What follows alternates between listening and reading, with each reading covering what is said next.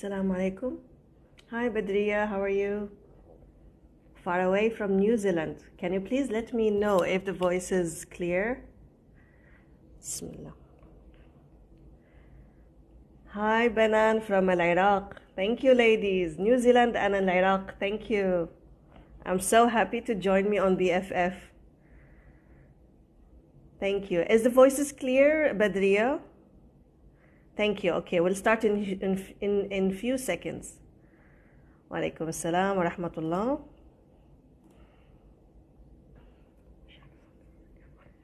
Al-Ain, thank you.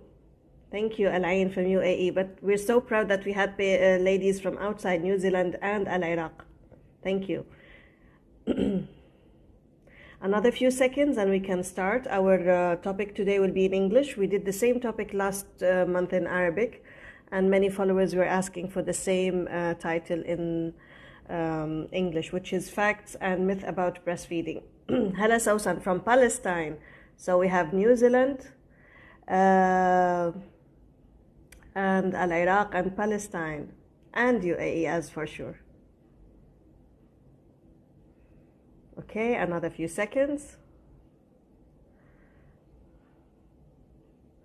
MashaAllah, very great. Assalamu alaikum everyone. Okay, another 2 seconds and we can start introducing BFF and myself and the new topic.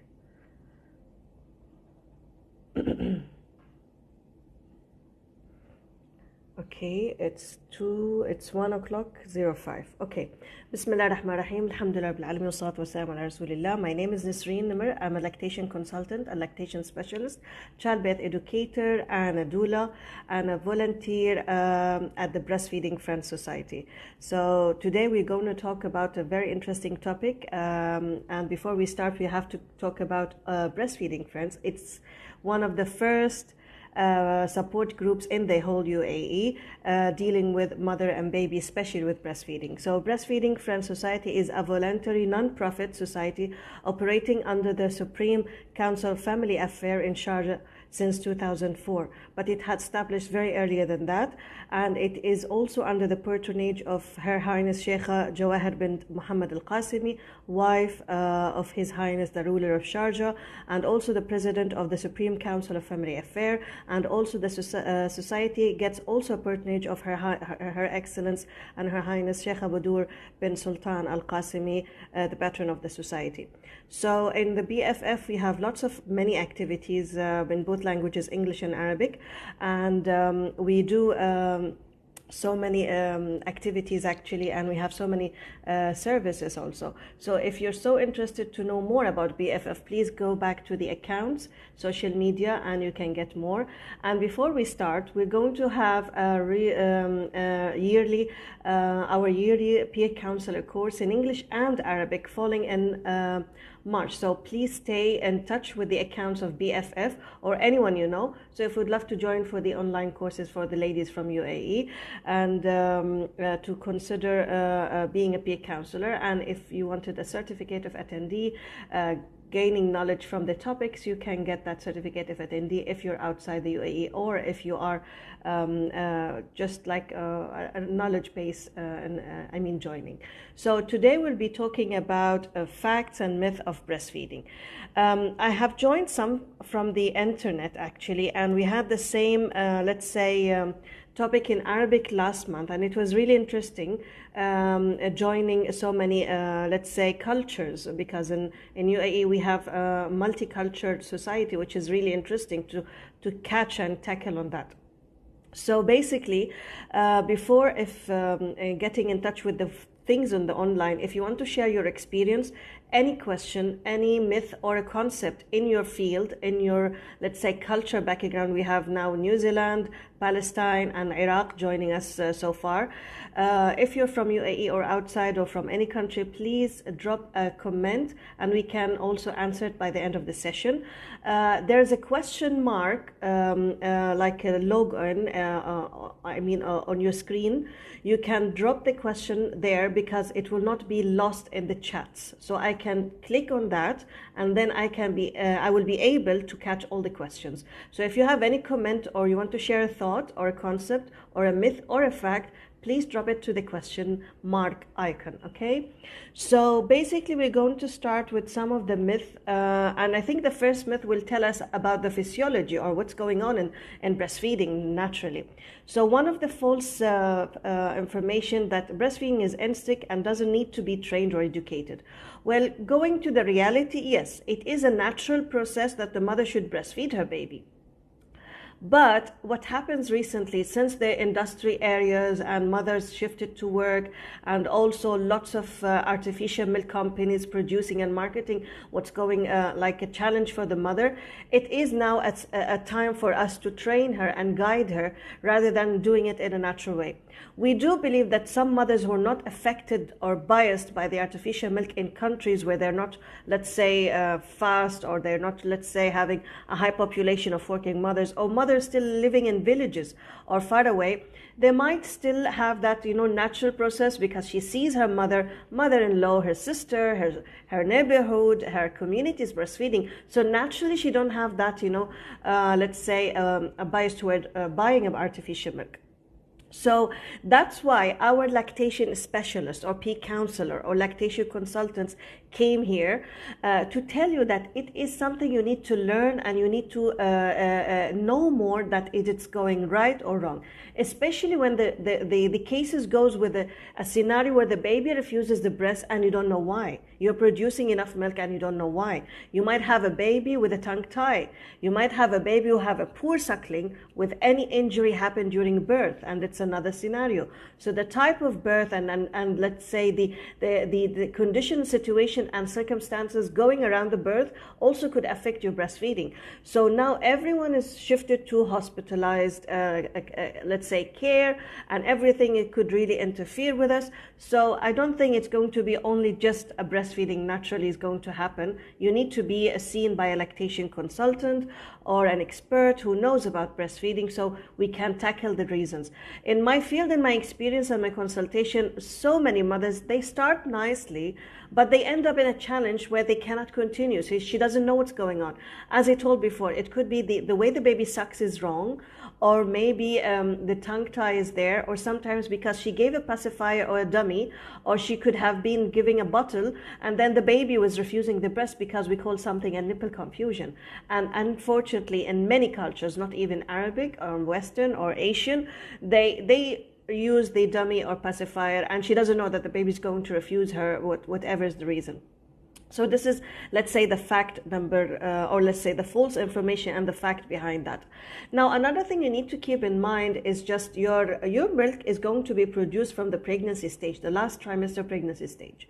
So logically, when I teach my clients or mothers who follows me or ask me, if we think of logic, regardless of your religion, if God will give you, or let's say the milk during the last trimester of let's say your pregnancy, He will not cut it off for you after birth.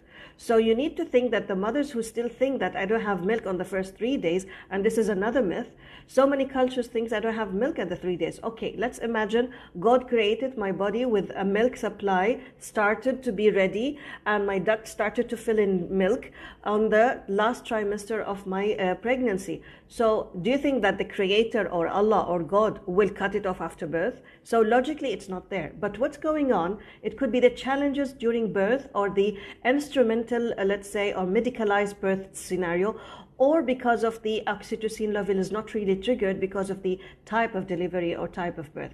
So there are so many factors shut down the oxytocin level where the milk could not be really pushed out for the mother. So you need to make sure that you are having enough milk, inshallah, or let's say we are producing milk, but to know the reasons and to catch up these reasons and correct them. You don't have to say, I don't have enough milk on the 3rd day or the first 3 days. I need to wait for 3 days for my baby to be fed. So the first 3 days or 72 hours, you're not going to produce milk. So what the baby will be taking?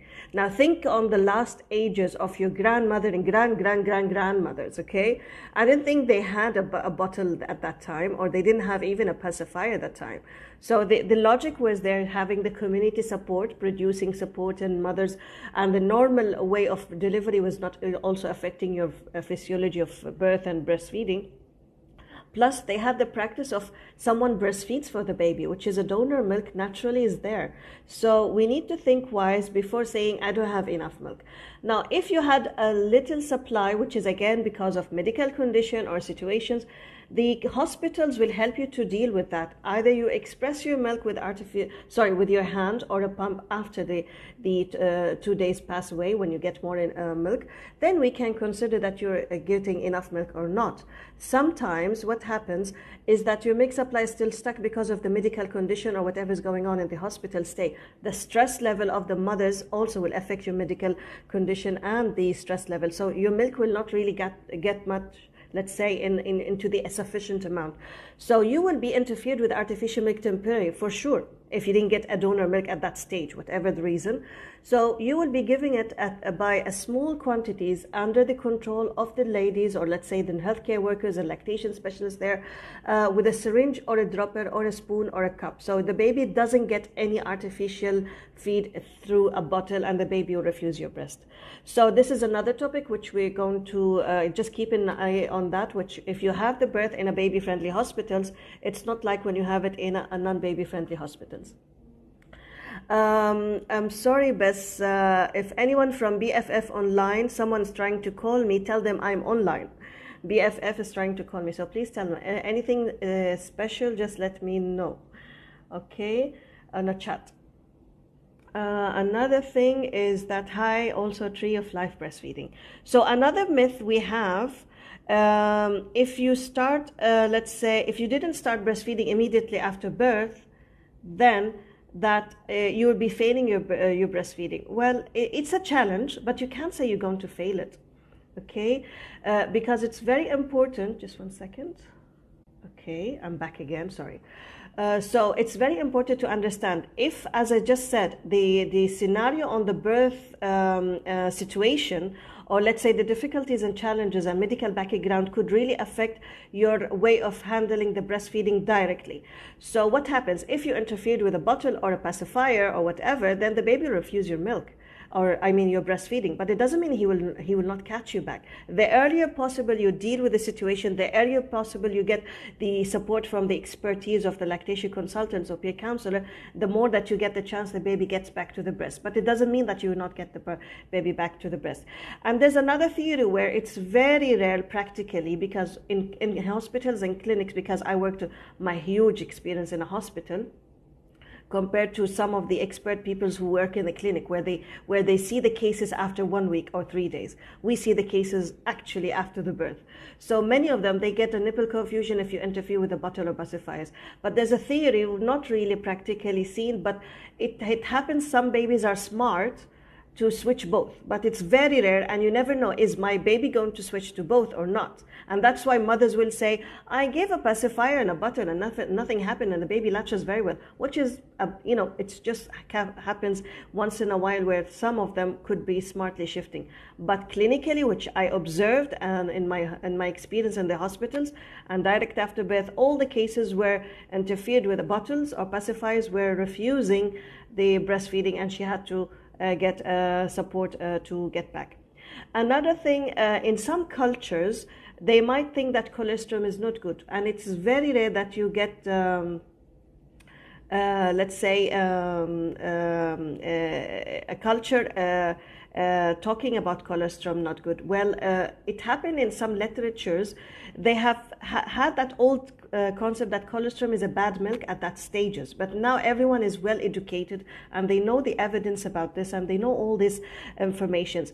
But the only thing, when you face a culture concept, you need to make sure that I treat the case in the culture. So I don't bring another culture saying that, no, in my culture says colostrum is good, and then in her culture the culture is still against that. You need to prove it from a little community who did it and they didn't have anything, and then they will see, yes, oh, I didn't get any harm for the baby because she's getting colostrum.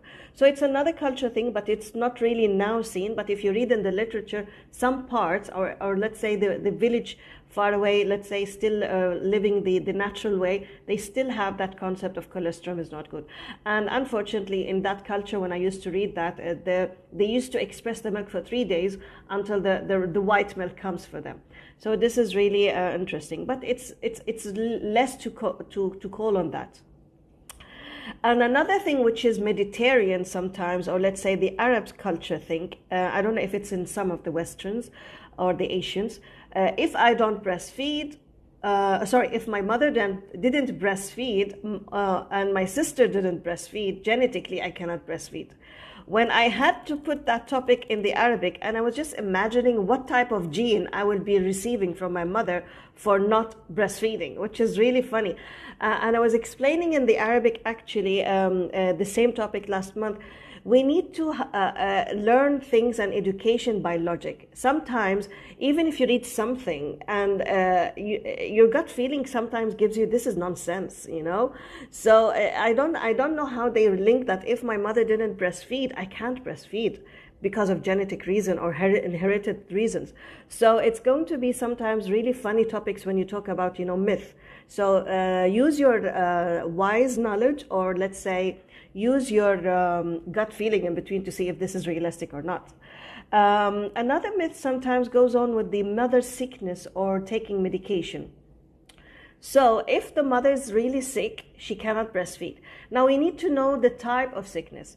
Before shifting to my answers, I need to, let's say, interact with the live session, because I don't like to keep talking on myself. Let's see the first question first and get the other ladies going on. Badriya, most common question is mother wanted to introduce top up. Yes, thank you, Badriya.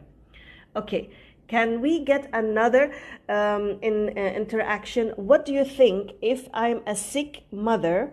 Should I breastfeed or not? Please put your answers in the question mark so I can catch them. There's a question mark icon. Click on it and please put the answer. If I'm a sick mother, should I be able to breastfeed my baby or not? And if I take medications, should I be able to breastfeed baby or not? So please, can you join the answer in another few seconds so we can get an interaction with my audience? So breastfeeding and sickness and breastfeeding and medication. Do you think that should I stop or discontinue? If you can't type, you can just at least put a thumb that you are with the fact to stop, or to stop is like this, and not stop breastfeeding is like that. So raise your thumb up just to tell me, are you with to stop breastfeeding if you're sick and taking medication, or you're against that, to stop? Okay, let's see now. One. Okay, Fatima. Fatima, we're speaking today in English, but we have similar topic in Arabic. If you're able to join back to the sessions where recorded by breastfeeding friends, get back to the Arabic myth if you're not able to get in English. Okay, so the answer is that if I'm a sick mother, I should be able to breastfeed my baby. Okay? The only thing is that the type of sickness, let's say if you have a very severe illness, which the type of, let's say, medical condition could really interfere with, be transmitted through facing the baby or even through the milk, which is very rare conditions. Let's say the HIVs and all these medical borne diseases and some types of viruses, which very, very, very, let's say, critical. But majority, let's say a normal flu, or you're sick, or maybe you're getting some abdominal cramps, abdominal, let's say you have a food poison, whatever types of sickness, or even any types of, let's say, medical condition, diabetes or hypertension, whatever, you are able to breastfeed the baby unless there's something, let's say, against that. And the doctors will let you know. Many doctors will know the cases which is critical against. But on the other hand, also, we need to make sure the medicine part. If I'm able to take medicine, which the doses doesn't interfere with the, let's say, the milk supply, you have three main topics. Does it interfere with your milk supply or not? Does it enter the baby's milk or not? And does it have a direct effect through your milk or not, based on the dose or the frequency? Now, most of the medicines are safe, considering the fact that some medicines you are taking them through pregnancy, okay, with the doses, whatever the doctor and gynae doctor does give it. And then after that, during breastfeeding, if you're sick or taking any types of medication, you still doubt that it's safe for the baby, the only thing you need to tackle is reach a lactation consultant who knows a lactation consultant is a doctor. So in lactation consultant or peer counselor, we have a medical background, specialist or non-medical background. But our connections will let you know that if, if this medicine is safe or not. Okay, so what you have to say, I'm taking a medicine so-and-so, the dose is so-and-so, and frequency is so-and-so. So the lactation specialist or lactation consultant will deal with that if she's a doctor background. If not, she will ask a doctor background. And we have so many apps and let's say professional resources, approved scientific professional resources to say if this is safe or not. Sometimes we might tell you to change the frequency or the doses. And many times it's safe as long as it is not, let's say, a severe or critical case or critical medications. So you need to make sure about the frequency and the dose. And also there's another thing, if I'm taking a medicine, does it really affect my breast milk supply, especially for the ladies who wants to take oral contraceptives? So make sure that you ask the gynae doctor and tell her, I am a breastfeeding mother, I don't want to suppress my milk supply by interfering with any oral contraceptives. So far, some of the other myths, let's say, for the mothers who have above, let's say, 1 or 2 month babies, they think if I introduce food, the baby will sleep more. What do you think about this? If you have a baby between 4 to 6 months, and many mothers struggling, let's say, with baby sleeping or thinking that they cannot get to sleep, they start food very early so the baby can get to sleep. What do you think? Anyone can join and answer?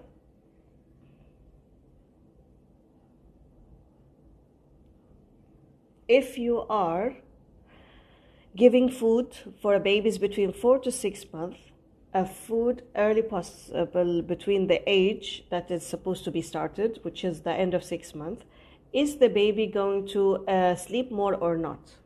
Thank you, Fatima. So you're understanding very well English. Thank you for joining. So you are against that concept. So if I introduce food, the baby will sleep more. This is the myth or the concept that the mother think. What do you think, Fatima? Can you write down, if you're able to write down, if you think that it's wrong? What do you think? What will happen if I introduce food to the baby?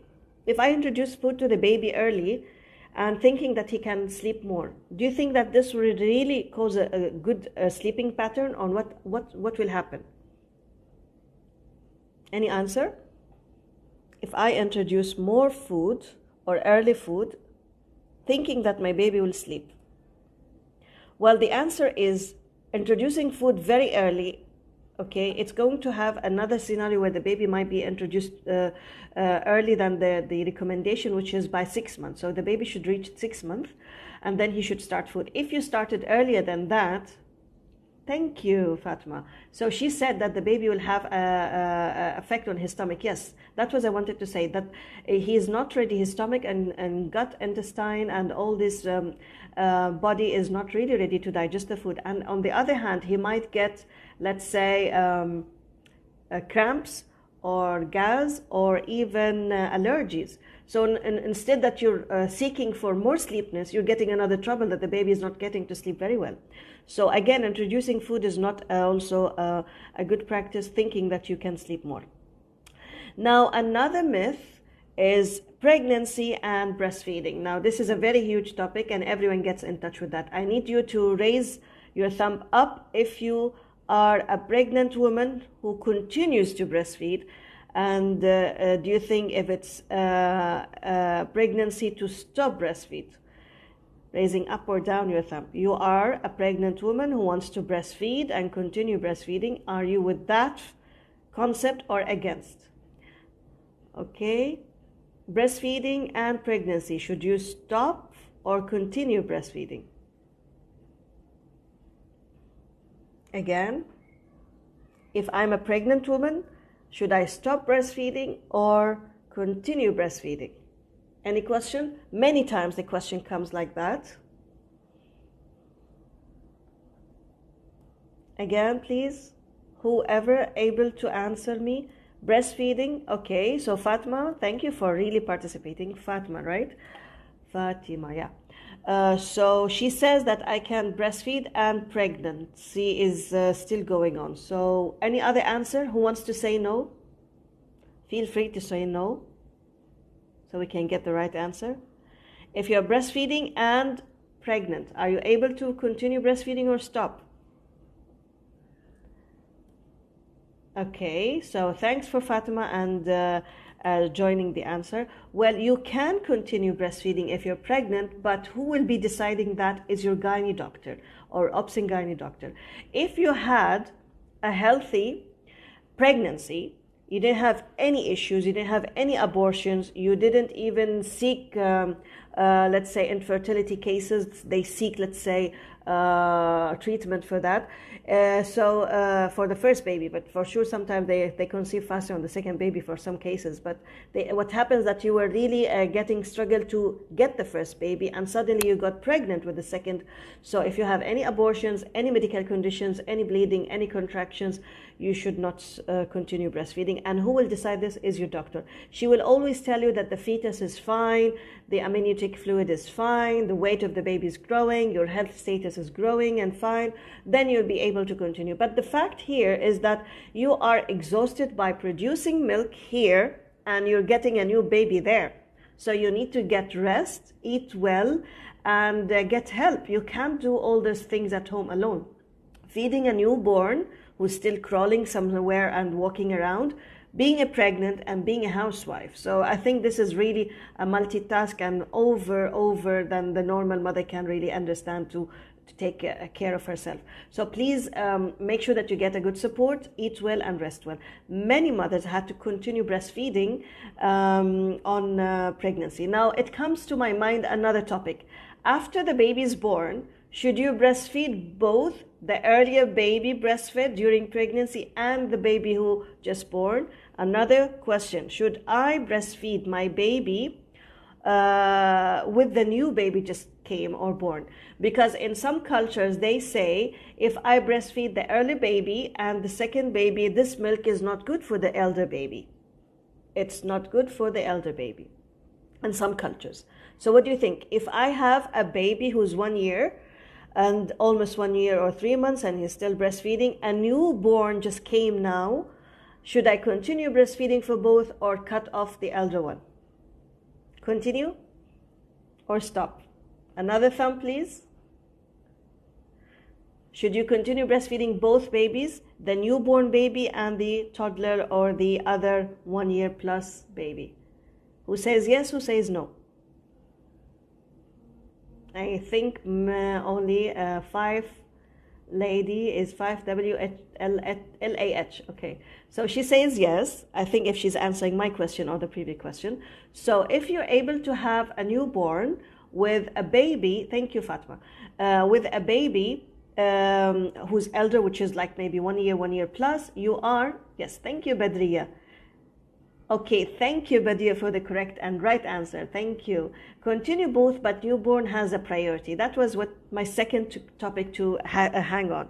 What we do actually is to give the priority with the newborn because we need the colostrum, and also their baby should be establishing a very good latch and support on the breast.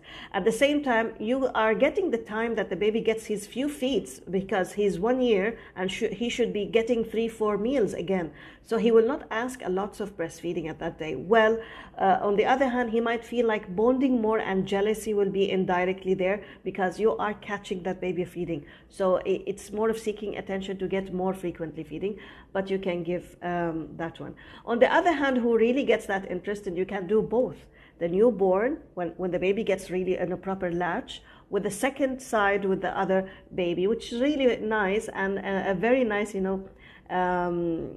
way of putting both together.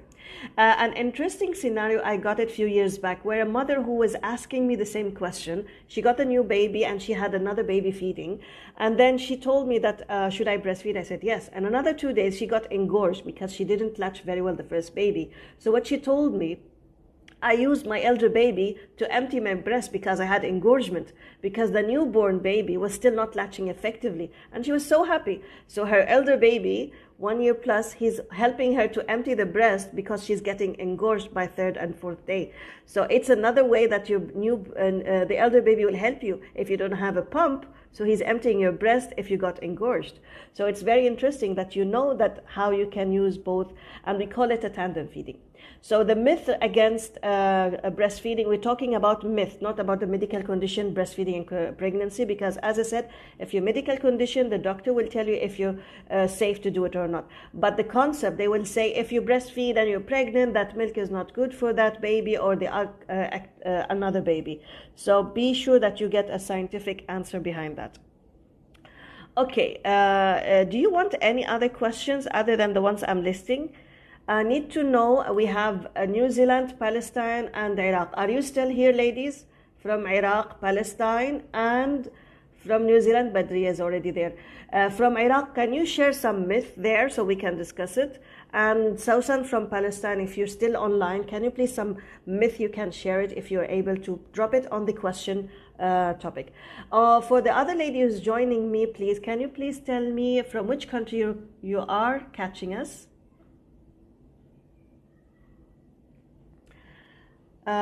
Yes, did you ask again? 1 second, let me open it, Fatima. Okay, بس فاطمة السؤال مو بكامل. If you can repeat it.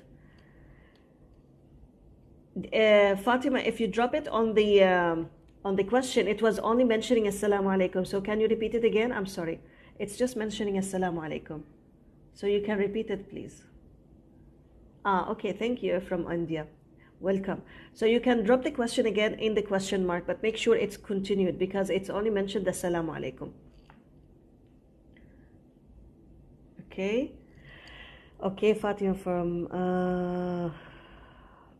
please repeat the question, Sister Fatima. Okay, thank you. Now I can see it. Okay. Now, you are writing one sentence, Sister Fatima. So you need to make sure you write everything without sending it. If you say hi and send it, I don't get it. So make sure that you write the full sentence. You can type it here. If you're not doing very well on the question mark, I don't mind. Type it here. I'll follow it here. But for the other ladies, it's easier to type it on the question mark. Okay. Now, another interesting topic for the ladies, because it's coming very soon, after 1 month, we will be having fasting Ramadan for the Muslim ladies. Now, another question. Am I able to breastfeed and fast? Am I able to breastfeed and fast? Yes or no? This is another also thing. Some of them, they struggle. It's not a myth actually, but it's more of, let's say, a practical scenario which is repeated each year. So after 1 month, we should have the plan of planning for Ramadan almost. Okay, so are you able to breastfeed while Ramadan fasting time or not? Should we breastfeed or not? Before I answer this and guide you to the resources. Yes. Okay. From which country are you calling me, please? Are you from UAE or outside of UAE, please? Thank you, Badriya. The Badriya says depend on the age of the baby. Thank you very much, Badriya. Another answer, please. For breastfeeding and fasting Ramadan. Another fact, you need to discuss it here also.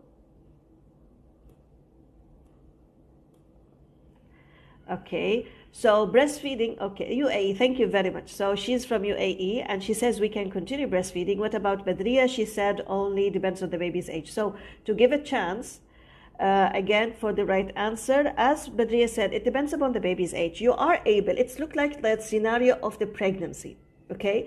If I'm pregnant and I'm breastfeeding, I need to know the health condition of myself to continue breastfeeding, okay?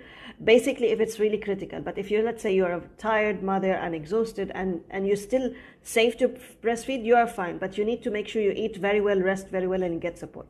Now for fasting, again, it depends upon the baby's age and the scenario at that time. If you are in a summer, it's not like when you're in winter or spring. The duration of the hours of fasting makes also sense to decide that you're a breastfeeding mother to continue or not, especially if you're working as well. So a working breastfeeding mother makes lots of stress. So you need to make sure the age of the baby. If the baby is less than 6 months, you need to think more if you're able to produce milk at that time during Ramadan, okay? And you're able to save the milk condition during the fasting, okay? Plus, if you had struggled with the baby's weight or breastfeeding challenges, let's say the mother was having the birth in February and soon Ramadan in mid of April, so she's really eager to fast. Well, she had struggled with the latch on, the milk supply, the baby's weight. I don't advise you medically. I'm not talking about fatwa and all these things. This is back when you get the medical scientific answer, then you get the fatwa answer on that, okay? I'll get back to you, Fatma sister. Thank you. So if you are able medically to make sure that you are able to continue, yes. If not, I will not advise you to breastfeed the baby if less than 6 months and you were struggling with breastfeeding, because by the time you're maintaining your milk supply at the level that we need it, to maximize it to the level that needs it for the baby, you are fasting and dropping it again. And then after 1 month of fasting, everyone starts crying on social media, I stopped breastfeeding, I'm giving artificial milk, my milk supply is less, and all that stuff. So please make sure, if you're less than 6 months and you had a scenario of difficulties of breastfeeding, make sure that you ask a lactation expert, peer counselors, BFF, whoever, and tell them the scenario. They will tell you if you're fine with that. And also they will give you tips how to continue. You can pump in a day and feed in at the night. You can also eat the snacks and the healthy food that can help you. So all this stuff will need to be tackled very early with the expert people before you fast. So please, before the fasting and deciding to fast, get in touch with us, with any of expert people. And if you need to know more, actually, we will be having again the peer counselor course in March in English and Arabic, and we have a topic on breastfeeding and fasting. And also, if you're not able to join the peer counselor workshop, I have my recorded sessions on YouTube's in English and Arabic with my name, Nisreen Nemer, 2 parts about deciding to breastfeed during Ramadan, and the second part, how to continue if you're fasting. Okay, let's go to Sister Fatima's question. I hope it's there. I can't get it again. Wait 1 second. I can't get it, Sister Fatima, again. Please drop it here if you're able to do it again on the main chat. Don't go to the question. I think there's something strange with the question mark for yours today. Okay. So another question is, breastfeeding causes pain and cracked nipple. What do you think? This is a very common concept or a myth that the mothers tells you it's normal that you have a nipple pain for the first week. Imagine that someone tells me I should have a pain after my birth for breastfeeding. So do you think I will be starting or continue breastfeeding? I don't think so. But that is the concept, that breastfeeding causes pain and cracked nipple. What do you think? Is that correct or wrong? Sister Fatima, you can still drop your question directly here. I can see it. So breastfeeding causes pain and cracked nipples. What do you think? Yes or no?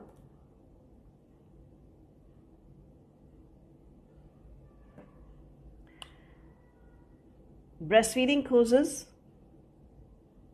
cracked nipples and pain.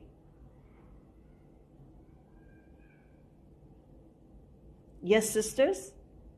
Breastfeeding causes crack or pain. Any answer? No, thank you, Dr. Bana. She's from Al-Iraq. Thank you for joining. So another answer, breastfeeding causes nipple pain and crack. Can you chat very fast if you're able to chat, Dr. Bana? What is the right answer for breastfeeding causes pain and cracked nipple? What do you think? What should we tell the ladies on live that and reassure them that breastfeeding shouldn't cause pain and crack? سوسن عم بسأل إنه هل الرضاعة الطبيعية بتعمل تشققات وآلام؟ Okay, so the breastfeeding causes pain and crack. It's not supposed to cause pain. Thank you, my dear. Where are you calling us and answering us? Are you from UAE or outside UAE? Okay. Thank you very much. She said proper latch on is the key. Perfect. Okay, Dr. Banan, breastfeeding doesn't cause pain and cracks with bad latch on. Thank you. Both answers, yes, for that. Thank you very much. And as we said, the right answer is your latch on and position on the baby. Thank you, my dear, from UAE, and thanks from Al Iraq. A huge regards for sisters from Al Iraq. Okay, so again, what we said is just thank you, Sausan from Palestine. A big, huge hi from Sausan. She's our BFF volunteer, but she shifted back to Palestine. She's still active with us indirectly. Okay, تحيات إلى Sausan بفلسطين. Okay, so what happens is that you have a corrected latch on and position, you will be avoiding the breastfeeding problems. And another hidden thing, the tongue tie. Let's say the mother is latching properly, but she missed to diagnose a tongue tie because she doesn't know for sure. And even the lactation, if still not knowing that, or the nurse, it's going to be another problem. So that's another topic. You might be getting a hidden tongue tie, and that causes nipple pain and cracks. But the breastfeeding scenario shouldn't cause a breastfeeding pain. Thank you. Sausan, she said that in Arabic as well about tongue tie. Okay, Fatima was saying, can something be done during the last trimester of pregnancy to improve milk supply? I have 2 sons and now in my last trimester of my 3rd one, how to improve my milk supply? Okay, that's a very good question, and also very important questions, because it gets back to the myth. If I didn't, there was one of the myth in the website also said, if I didn't feed the first baby, I will not be able to feed the second baby. No medication and home remedies helps to make, okay. So let's say the Fatima scenarios. Thank you for joining in. Question is very important. The mothers who fail breastfeeding on the first or second baby, what happens? If you didn't get the right support and the right team, you are continuing to feel that you didn't do right. Why? Because we didn't know the history of your latch on or your milk supply or medical condition at that age. You might be doing a very healthy way of breastfeeding, but because of the wrong management and the wrong team and the wrong support with artificial milk, you didn't know how to continue. So the main factor here is what happened at that stage. On the other thing, we need to make sure if you don't have any medical conditions, and the type of delivery sometimes could really interfere, sometimes temporarily, but not for the long time, that you will not have a milk supply because of your type of delivery, but the scenario at the stage. So another thing we need to make sure, the question goes on, which is also a little critical. Should I take medicine or herbs during pregnancy to improve my milk supply after birth? No, you don't have to take this, because for a pregnancy, you're not allowed to take any medicine or herbs unless medically needed. So you're not going to use any medicine to improve your milk supply. Logically and scientifically, you are going to produce milk through the hormones of prolactin and oxytocin. They're going to be produced. But oxytocin was the main factor. If you have it in a very good environment and supportive and a very natural way of delivery, less stress, less long deliveries, all this stuff will make sure that the oxytocin at the higher level, and will help you with triggering the milk supply and ejecting the milk supply and flowing the milk supply. On the other hand, you have a prolactin. Prolactin is a factor that is still continuing to pump, but if you failed after during that first week and days to maintain the stimulation to the brain to push these hormones up the higher level, you are putting it to the lower level. So the literature says if you failed for the first week to do anything with breastfeeding challenge, you might drop 50% after the first week. Imagine 50%, and then you're going to be struggling. So what happens, the key here, to know the reasons, the second key, I always tell my clients or the mothers who follows me, or consultation, whatever, or workshops, if you struggled, please express your milk until you catch someone who helps you with the breastfeeding challenge. So express your milk with your hand, express your milk with your pump, to make sure that you're maintaining your milk supply until you catch someone to help you. So the medical condition, the scenario, what happened there, all these things could be really interfering with your milk supply. So on the third baby, you should really know the right things, that the scenario that you are having a very good, let's say, normal delivery, and you are medically healthy, there's no harm that you're producing enough milk. On another thing, we need to make sure your milk supply at that stage did it really increase or no? Did you have the fullness feeling or no? So please get back. If you're calling from outside the UAE, please get in touch privately to BFF, and they will ask us to get back to you, to refer you to the expert people to see the scenario after birth. But if you're new AE, you're still also helping us through BFF online, and we also can get back to you to help you. Okay. My baby demands, okay, let me get back to Fatima questions. Okay, I think I answered you very well, inshallah. Hope it's really sufficient. Another lady was asking, thank you, Fatima. If you're new from UAE, please get back to BFF and we can guide you more. And they can also send your contacts through me and I can contact you, inshallah. My baby demands milk through the night. Like cluster feeding, I get dehydrated. Should we encourage cluster feeding? Okay, can you please tell me what is the age of the baby? And are you calling us from UAE or outside UAE? Okay, any other, let's see how many times do we still have? We still have 15 minutes to answer a few questions, and if we can get another myth somewhere here. Okay. So can I get your age of the baby, about cluster feedings at night? And I don't know if you're getting really dehydrated. It's more, we can't say dehydration, it's more of thirst. Dehydration when you really are going less of fluid in your body. But thirst when you're really feeling thirsty. And it's the early sign for being dehydrated. 4 months and you're from UAE, thank you. Well, see, what happens sometimes, if your baby's feeding well at the early stages and you're doing very fine breastfeeding during day and night, you might be going through the growth spurt ages. So in case if you're going to a growth spurt, you are expecting that the baby is really cluster feedings, or let's say demand feedings frequently for 2 to 3 days and get back to the normal later on.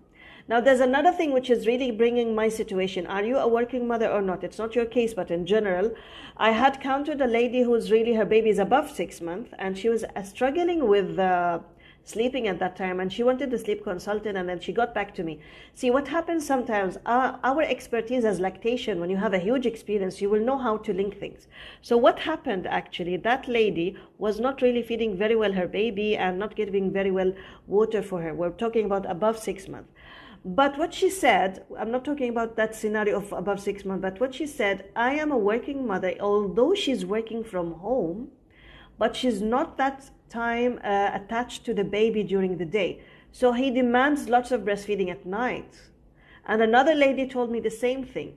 So if you're a working mother or a busy mother, housewife mother at home, some mothers are so busy at cleaning and tidying and all this stuff, and you have online schooling or whatever, I think the baby will not really get much frequently feeding in the day, so he can demand frequently feeding at night. So he's meeting the feeding back night. Okay, so make sure to know what are the reasons, and back of that reasons you can get the answer and see what's going on. So it could be your cluster feeding, it could be the let's say the routine, daily routine, what's going on. Okay, you need to eat well and drink lots of fluid. Don't forget to drink lots of fluid, because a breastfeeding mom will really need a lots of fluid. She will feel thirst. Okay, another, let's say 10 minutes. Any other myth we have around here? Okay.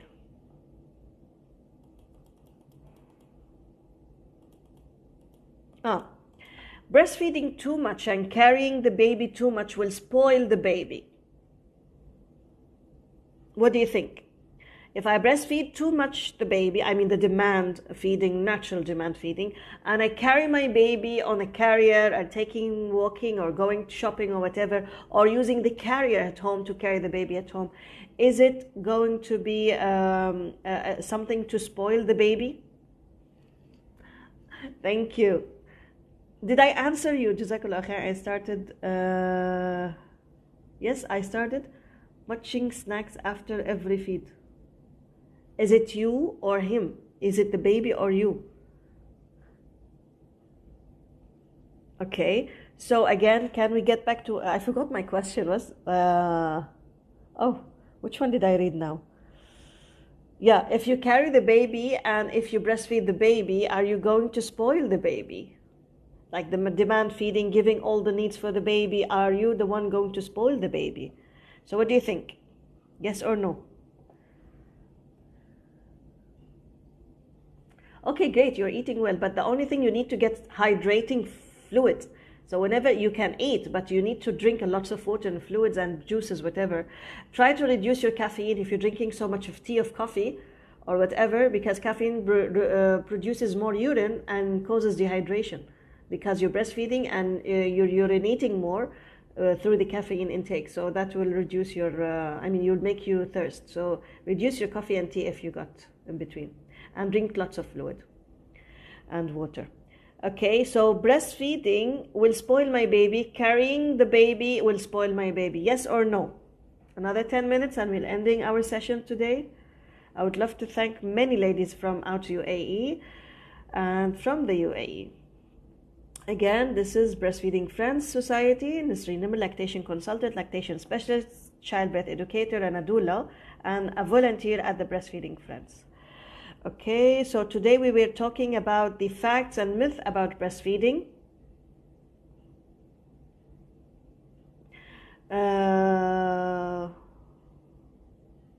سوسن السؤال شوي حسيته فيه اوكي. حمل الطفل للأمان ما بحاجة إليه. لا عيدي صياغته سوسن لو سمحتي. Okay, so carrying the baby and breastfeeding the baby will spoil the baby. What do you think? Any answer? Okay, shukran Sausan. Okay, I could understand your answer. She said that you're not spoiling the baby. Yes, you're giving the secure and bonding to the baby. When you give that trust to the baby that you're giving everything the baby needs, which is, as Sausan said, the food, the hydrating through your milk and the food through your milk, or above also 6 months you're giving food and breastfeeding, and you're carrying him and you're caring for him, he will be a very healthy, independent baby after 1 year. He will not really be attached to you that much because you gave him all the secure bonding to be a strong, independent baby who are able to, let's say, explore the environment and seeing what's going on around. But on another hand, you need to keep something in mind. Since everyone's still isolated temporarily, or let's say full to the COVID and Corona, many babies are not seeing faces. So if you're not able to see your family and your cousins and your neighborhood, the baby will be for sure attached to you, regardless of whatever you're doing with the breastfeeding, as we said. So the norm is giving all the demand. But at the same time, you need to make sure that the baby gets exposed to the environment, goes to the beach, goes to the park, or interfering with the close members. Again, with the, let's say, the precautions of the COVID, whatever is going on. But the fact is, COVID, for the babies who were born during last year and COVID, so many mothers were asking me privately, the baby is really well attached to me and I cannot do that.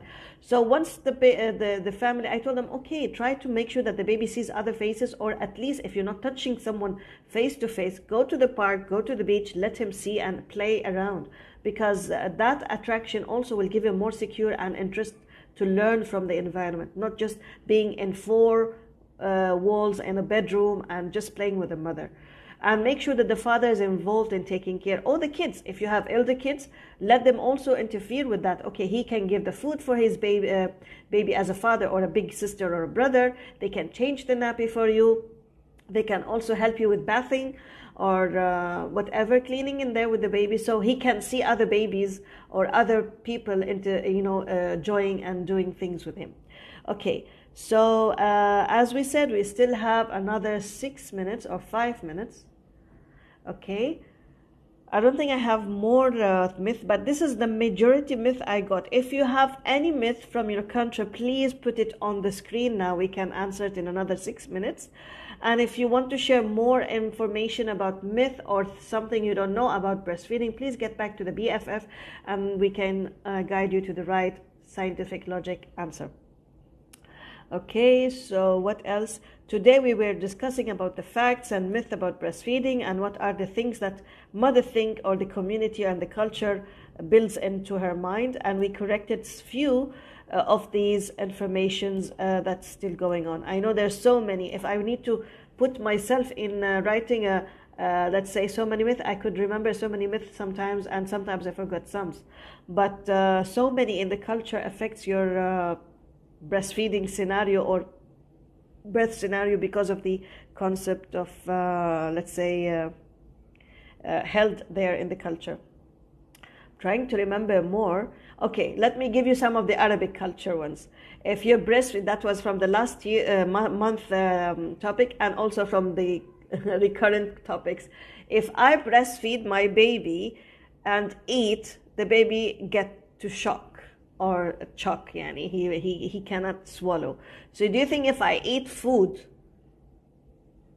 and breastfeed my baby, would be something wrong with that, and the baby will not swallow very well and he will get shocked with that? Shocking, I mean. What do you think? In some Mediterranean, I will not mention the country now, but some Mediterraneans think if I feed and eat, then it's not good for the baby. This is one of the Arabic Mediterranean things. Okay, yes or no? It's okay to feed the baby. Okay, I'll get back to this. Yes, my dear. So can you answer my question? If I feed the baby, Mediterranean Arab culture, if I feed the baby and eat, this is not good for the baby. He might get choking, or let's say he will not swallow very well. This is many things of the Mediterranean sometimes. And this is what I remember now. What do you think? Yes or no?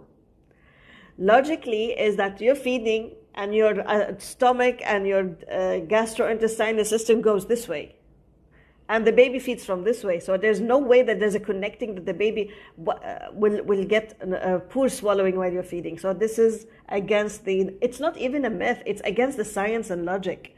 I don't get behind how did they think. But I had faced this on the first baby. I was invited for a lunch dinner for one of the ladies, and I was eating, feeding one side and eating the other hand or whatever.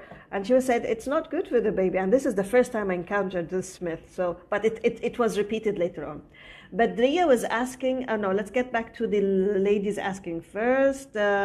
It's okay to feed the baby lying down on bed. Yes, you have many positions of breastfeeding.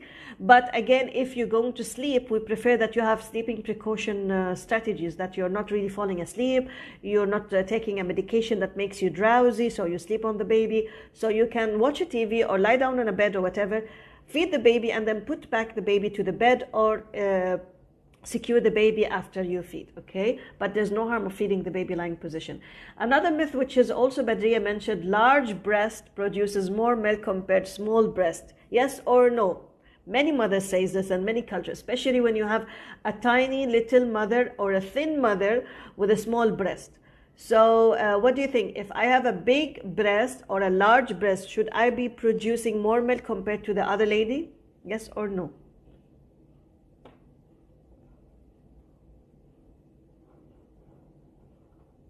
Okay, the answer is the breast size doesn't have, let's say, less supply for the mothers who have a small breast, because you will be producing milk according to the capacity and demand the baby needs. On the other hand, the large breast, what happens? You have a breast tissue plus the ducts plus the fat. So what makes you fat, large breast, is the fat inside. So remember that when you're trying to reduce your weight, okay, and you put yourself on a diet to reduce your weight and get slimming diet programs, what things you lose? The first two things, if you have a breast size of big, your cheeks and your breast, very fat content will be reduced, and you can see that you're reducing. The same thing. So what is really matters is your ducts in the breast and how capacity, the supply demand and the hormonal effect, the filling frequency of the breast by the demand feeding and also emptying the breast. So the breast size is not a problem for producing more milk compared to the small breast, but it's the fact that how empty and every time you stimulate your breastfeeding and the number of ducts you have in the breast. Compared to the big size, you have more fats there. الأم أحيانا تقول خلص حليبي فتفطمه. Yes, sometimes say that I don't have enough milk and she stops feeding, unfortunately. Okay, I think we're ending in 2 minutes. Thank you for the ladies who joined us from UAE and outside UAE. You can still see the recorded session after we finish now on the BFF, Breastfeeding Friends Society, reminding you that we have a peak counselor course in March, online course for Arabic and English, where you can get the chance to be a peak counselor if you wish, if you are new AE, or you can get a certificate of attendee if you wish joining. But get the information and detailed corrected information contacting the BFF to decide the eligibility of entering the course for the Breastfeeding Friends Society. And also keep in touch with any informations or any new topics or live sessions there. Oh, thank you, Dr. Kamini, one of the stars of the breastfeeding. Thank you, Dr. Kamini. You are online. Thank you. Thank you very much. She's an obs gynae doctor and a lactation consultant. One of the first lactation consultants doctors there in the UAE also. Okay. For the last minute, as I told you, thanks for joining. I would love really if you can just put in the chat box from which country you're talking. If you're from UAE, just say UAE, regardless of the nationality. But I need to know from outside UAE what are the countries who joined us today. I know Palestine and Iraq and New Zealand joined us today. Thank you very much. Can you please drop on your chat box just to say hello, greeting from Sharjah, UAE to these countries. So please just let me know from which country you're talking and getting in touch before I end my session. Thanks to Al-Iraq, thanks to Palestine, thanks to New Zealand. Very, very far BFF. Well done BFF for being there everywhere. Thank you very much. Okay, my session is ending. Anyone would love to share their country? I think the remaining, thank you Habibti, Dr. Banan. Okay, Jerusalem, love you. Palestine, Jerusalem, thank you. Anna, Iraq. Anyone wants to share before I end? Okay, Iraq, yes, I know, Banan. Iraq and Palestine, Jerusalem. Nisreen, Badri, yes, from New Zealand. Anyone else? Okay, thank you, ladies. Have a nice day. By the way, Badri, what is the time in New Zealand now? Okay, ladies. See you soon. يلا السلام عليكم ونراكم في تسجيل صاب لاحق مع جمعية أصدقاء الرضاعة الطبيعية. في أمان الله.